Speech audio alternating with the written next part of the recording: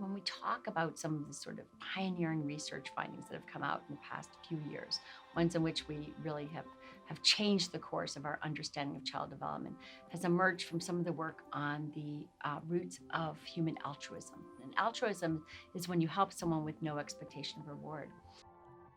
As we know, for decades now, there's been a whole field called community service learning, whereby both children and youth can go out into their community to make a difference. It could be in the community, it could be other types of volunteer activities. There has been some really great research showing that there are benefits to academics, that students do better in school when they're involved in these community service learning activities. I partnered with one of my colleagues in health psychology, and they came to me and said, Kim, do you think there's any health benefits to volunteering in adolescence? And I said, I don't know. And they said, well, there's some research showing that when senior citizens volunteer, there are health benefits. So we decided to do a study in Vancouver, and sort of inner city school in Vancouver. So looking at youth who might be deemed as lower socioeconomic status.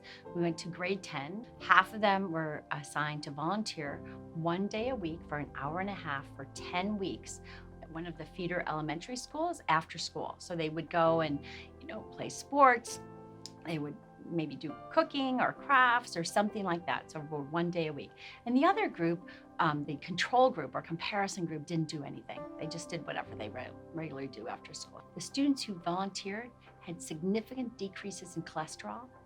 In IL-6, like lower levels are good, and so it reduced those, and also reduced body mass index. So just in that short time, we actually showed how volunteering actually reduces risk for cardiovascular disease. And those students who were in that program, who had the biggest increases for empathy, actually had the greatest benefits to their heart. Adolescence can be a very stressful time in the life cycle. We know, especially that early adolescence phase, it's a stress pileup. They become very self-focused. They focus very much of how they appear. So think about it now. You suddenly are going out to volunteer with these little kids. You could be the biggest nerd in high school, but you are a rock star when you walk into that room with those little kids. They think you're a teenager. You're like super cool already just by being a teenager. And they got to lift their head up and think about others. And also at that same time, feel that they have a meaningful activity, as well as being able to develop a sense of purpose as well. So that short activity was really so beneficial to them in such a short time.